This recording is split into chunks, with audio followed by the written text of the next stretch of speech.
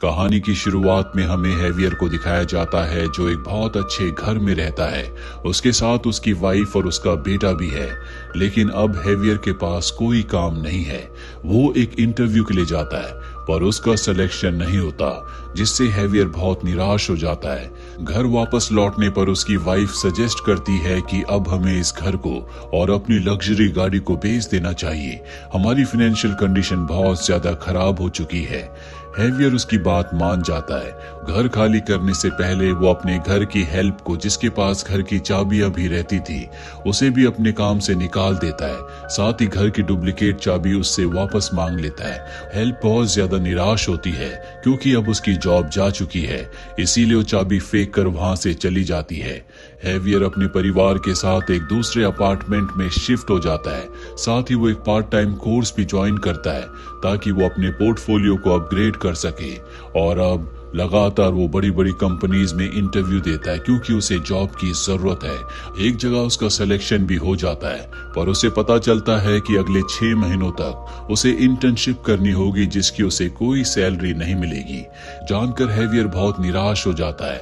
अब वो अपनी गाड़ी से जब अपने घर वापस जा रहा होता है तो वहां पर उसके पुराने घर की चाबियां होती है जो उसकी हेल्प ने कार में फेंक दी थी।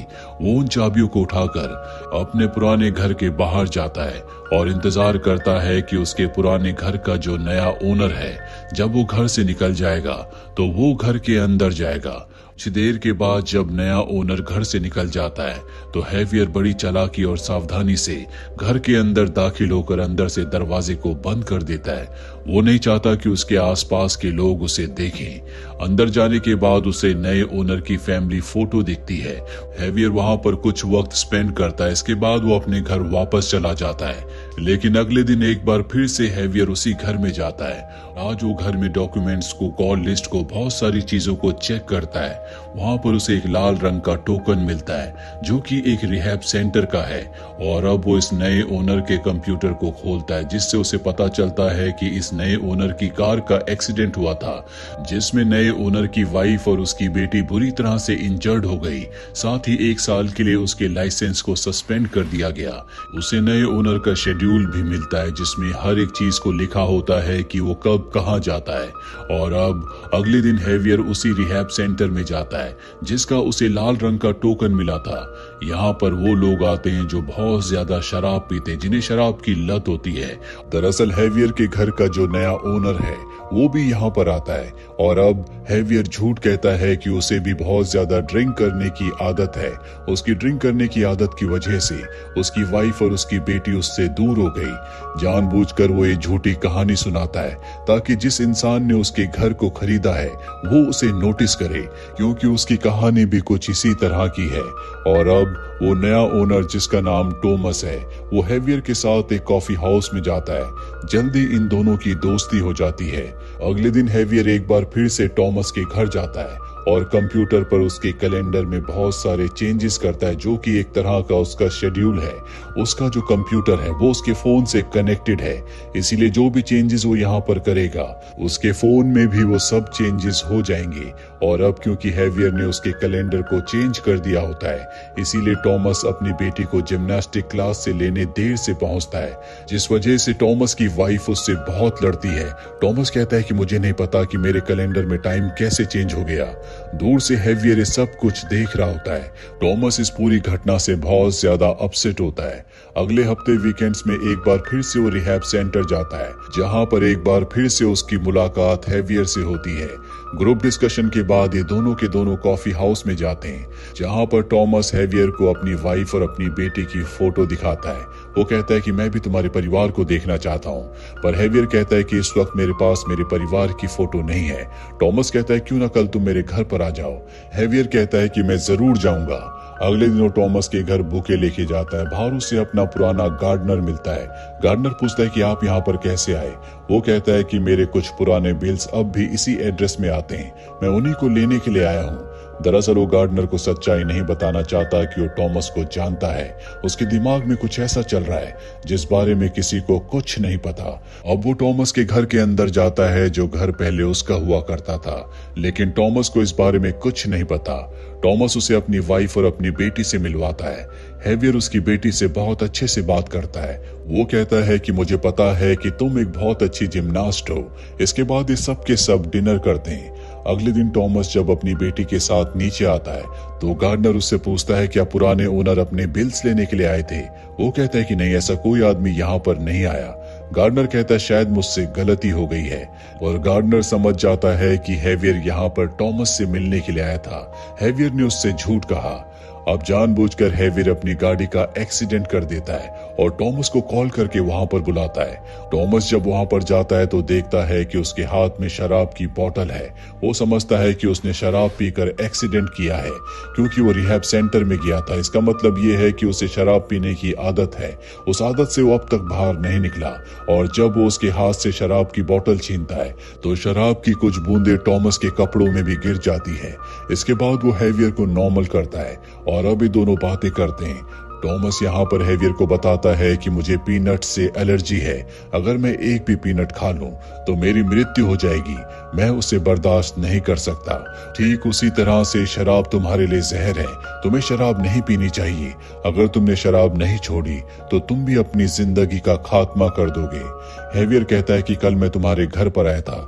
मैं फाइनेंशियली बहुत ज्यादा स्ट्रगल कर रहा हूँ, और जब मैंने देखा कि तुम अपनी लाइफ को इतने अच्छे से मेंटेन करते हो, तुम एक बहुत बड़ी कंपनी के वीपी यानी कि वाइस प्रेसिडेंट हो, तो मैं और भी ज्यादा डिस्टर्ब हो गया, जिस वजह से मैंने शराब पी ली। टॉमस बताता है कि जिस कंपनी में मैं काम करता हूँ वो मेरे फादर इन लॉ यानी कि मेरी वाइफ के पिता की है। मैं अपनी जॉब से, अपने काम से सेटिस्फाइड नहीं हूँ। चाहे मैं कितनी ही कोशिश कर लूं, मैं एक वीपी रहूंगा। इससे आगे मुझे कोई नहीं बढ़ने देगा। अब यहाँ पर हैवियर कहता है कि मेरे फोन की बैटरी डेड है, क्या मैं तुम्हारा फोन यूज कर सकता हूँ? मुझे अपनी गाड़ी को टो करने के लिए यहाँ पर ट्रक को बुलाना होगा। टॉमस उसे अपना फोन दे देता है। ट्रक को बुलाने से पहले वो खुद अपने आप को एक मेल करता है, और इसके बाद वो टो करने के लिए ट्रक को कॉल करता है। साथ ही वो टॉमस से कहता है कि इस बारे में अपनी वाइफ को कुछ मत बताना। वो कहता है कि ठीक है, मैं अपनी वाइफ को कुछ नहीं बताऊंगा। और अब जब वो घर जाता है तो उसकी वाइफ देखती है कि उसके कपड़ों से शराब की स्मेल आ रही है। उसे लगता है कि टॉमस ने एक बार फिर से शराब पीना शुरू कर दिया है, जिस वजह से उसे बताना पड़ता है कि किस तरह से हैवियर की कार का एक्सीडेंट हो गया था। वही हमें गार्डनर को दिखाया जाता है जो कि हैवियर को कॉल करता है और कहता है कि मुझे पता है कि तुम अपने मेल्स, अपने बिल्स लेने के लिए नहीं आए थे, बल्कि नए ओनर से मिलने के लिए आए थे।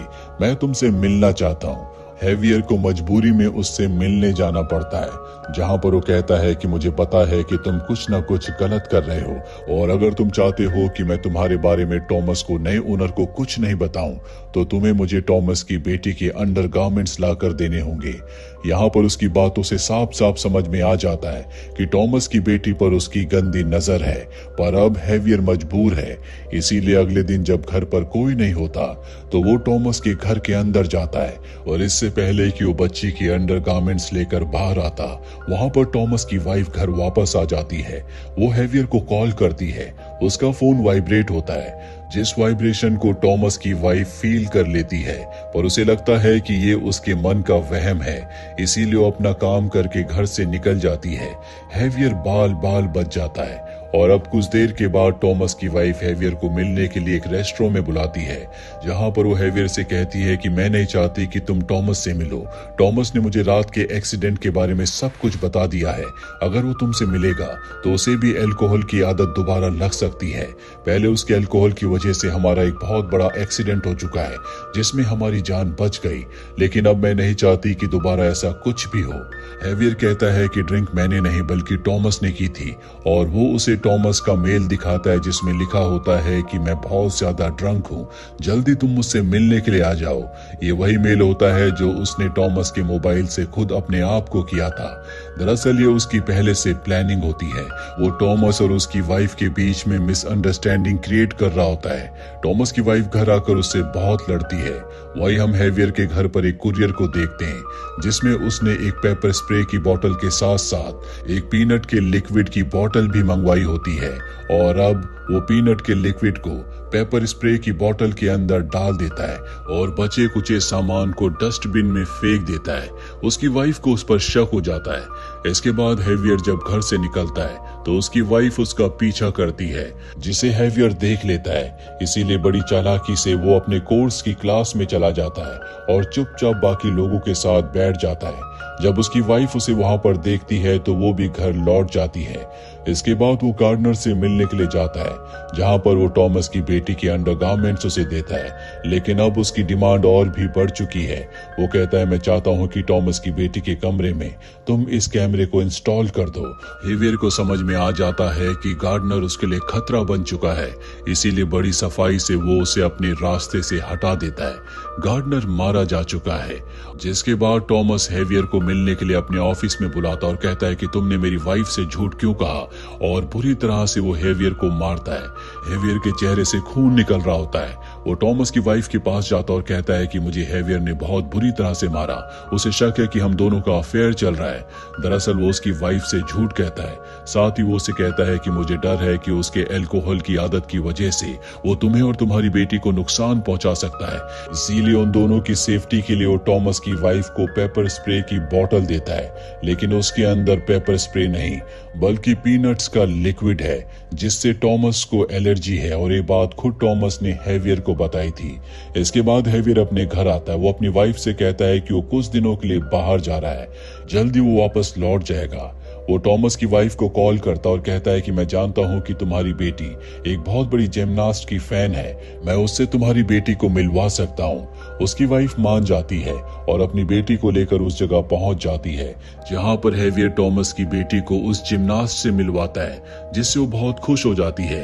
ये एक फोटो भी क्लिक करते हैं जिसमें सब होते हैं, और हेवियर जानबूझकर इस फोटो को टॉमस को फॉरवर्ड कर देता है। टॉमस जब इस फोटो को देखता है तो उसे बहुत गुस्सा आता है, वो अंदर से टूट जाता है। और कई महीनों के बाद आज वो ड्रिंक करता है, और हेवियर यही चाहता था। अब जब टॉमस बाहर गाड़ी में अपनी वाइफ और बेटी का इंतजार कर रहा होता है तो वो देखता है कि हेवियर उन दोनों को छोड़ने के लिए आया है।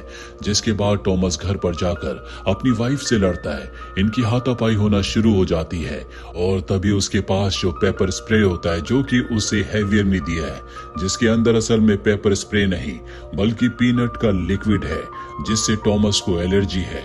और जब वो उसके ऊपर वो स्प्रे करती है तो टॉमस उसकी स्मेल को बर्दाश्त नहीं कर पाता, उसे सांस लेने में दिक्कत होने लगती है और वो बेहोश हो जाता है। ये सब देखकर टॉमस की वाइफ बहुत ज्यादा परेशान हो जाती है। वो हेवियर को कॉल करती है और कहती है कि शायद मैंने टॉमस को मार दिया, तुम जल्दी यहाँ पर आ जाओ। हेवियर उसके घर पर पहुंच जाता है, जहां पर वो टॉमस की वाइफ को कमरे के अंदर जाने के लिए कहता है। वो देखता है कि टॉमस अब भी जिंदा है, लेकिन वो ऐसा नहीं चाहता, इसीलिए वो टॉमस को मार देता है। अब हमें कुछ महीने बाद का वक्त दिखाया जाता है, जहां पर अब हेवियर उस कंपनी में जहां पर टॉमस पहले वीपी था उसकी जगह ले चुका है। उसके पास बहुत पैसे हैं। यहाँ पर हेवियर से उसकी वाइफ मिलने के लिए आती है, जिसे वो डिवोर्स दे चुका है। उसकी वाइफ कहती है, मुझे पता है कि तुमने टॉमस को मारा है, क्योंकि जिस दिन तुमने पेपर स्प्रे की बोतल के अंदर पीनट का लिक्विड डाला था मैंने तुम्हें देख लिया था, इसीलिए मैंने तुम्हारा पीछा भी किया। तुम उसके कातिल हो और अब ये बात मैं पुलिस को बता दूंगी। वो कहता है कि तुम कुछ नहीं करोगी, अगर तुमने ऐसा किया तो मैं तुम्हारी बेटी की जो फीस है उसे बंद कर दूंगा, साथ ही वो घर भी तुमसे ले लूंगा जो मेरे नाम पर है। अगर तुम चाहती हो कि तुम एक अच्छी जिंदगी जियो तो तुम्हें अपना मुंह बंद रखना होगा। वैसे भी अब मेरा कोई कुछ नहीं बिगाड़ सकता, क्योंकि अगर केस हुआ भी तो मैं दुनिया के सबसे बड़े लॉयर को अपने लिए हायर करके अपने आप को बचा लूंगा। ये सारी बातें सुनने के बाद उसकी वाइफ वहां से चली जाती है और अब हेवियर अपने घर जाता है, जहां पर दिखाया जाता है कि उसने टॉमस की वाइफ से शादी कर ली है। टॉमस की बेटी को उसने अडॉप्ट कर लिया है और अब उनके साथ वो अच्छी जिंदगी जी रहा है। दरअसल उसने षड्यंत्र करके टॉमस की वाइफ को, उसकी बेटी को, उसकी हर एक चीज को अपने नाम कर लिया है। और इसी के साथ ये फिल्म, ये कहानी यहीं पर खत्म हो जाती है। उम्मीद करते हैं कि ये कहानी आपको पसंद आई होगी।